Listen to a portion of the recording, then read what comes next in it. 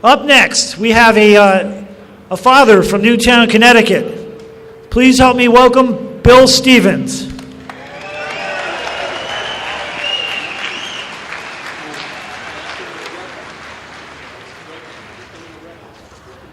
Brought a little sign with me. A lot of us parents in Newtown, we formed a group because a lot of us support the Second Amendment, and not only do we support the Second Amendment, we exercise it.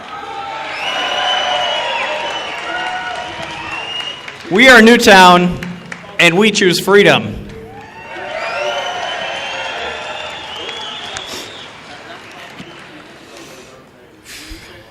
I was going to invite some of my friends from Newtown, but there's such a huge crowd here. I think maybe about like 20, 25, I think. Using my Chris Matthews glasses, there's about maybe 100 people here today. But as I said before, there's only there's a small fraction of the many Newtown residents that, like me, we were certainly heartbroken over what happened in our town, but we strongly oppose the legislation that was signed by Daniel Malloy last year. And as we all know, it wasn't the AR-15 that killed 26 innocent people in my town. It was a mentally ill shooter who pulled the trigger, and this law does nothing to address that. But we all know it was never Malloy's intention to solve the real problem. All along, it was how best to exploit the tragedy in Newtown in order to advance their liberal gun control agenda. After a recent setback in courts, as Scott said earlier, Malloy told a resident at a town hall meeting, "Your side lost. Get over it." Yeah.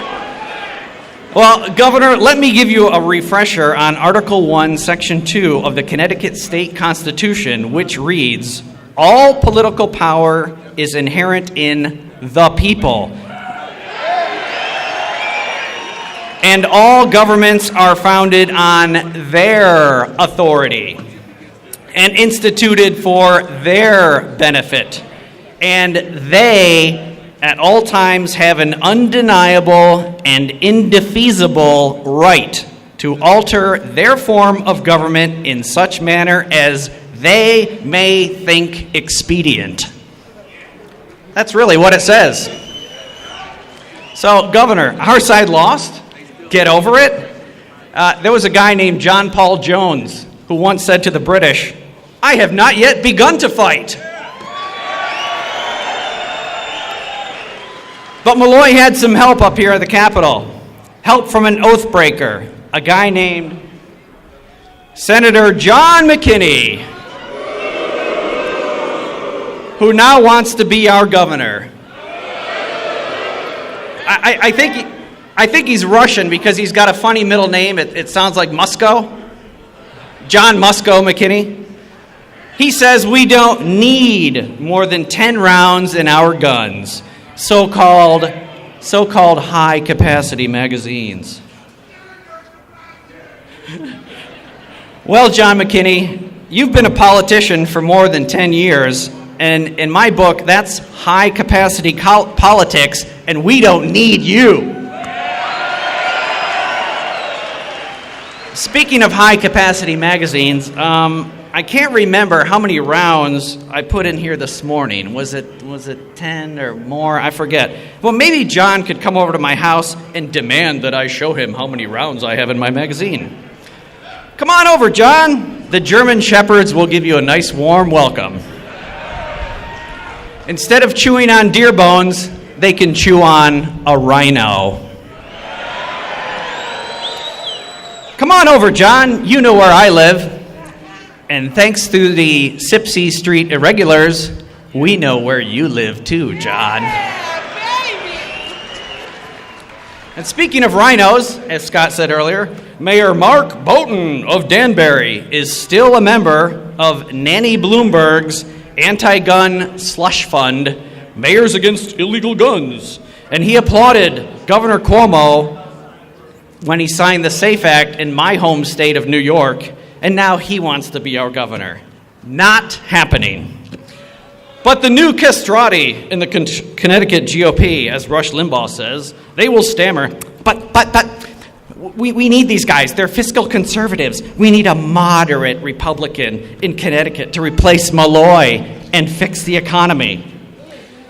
Well, let me give the Connecticut GOP, and the national GOP for that matter, a lesson from old blood and guts himself, General George S. Patton, who once said, "I'd rather have a panzer division in front of me than the French army behind me."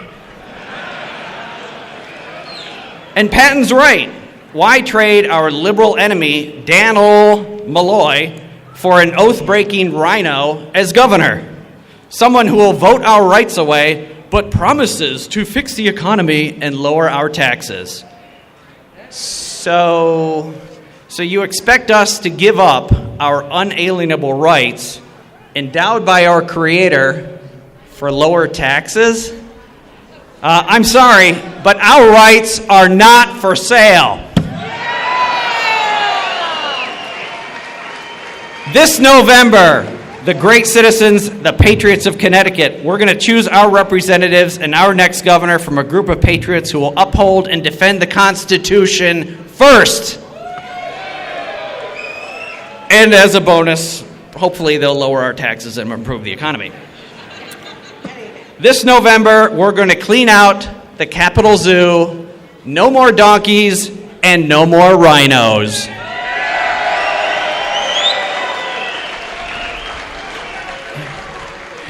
Clean out the zoo. In closing, I have a question for you guys. How many of you have seen the movie 300? All right. Remember that scene when Leonidas and his men, they just left Sparta and they're marching along the path and they meet up with the Arcadians? And Leonidas asks what their profession is. And then afterwards, I'm going to ask you this question, and I want you to give me the same response. Let me ask you, Connecticut gun owners, what is your profession? Not too many of you saw that movie. Anyway, by that response, I can tell Daniel Malloy that I brought more soldiers than you. Thank you very much. God bless America. God bless the Constitution.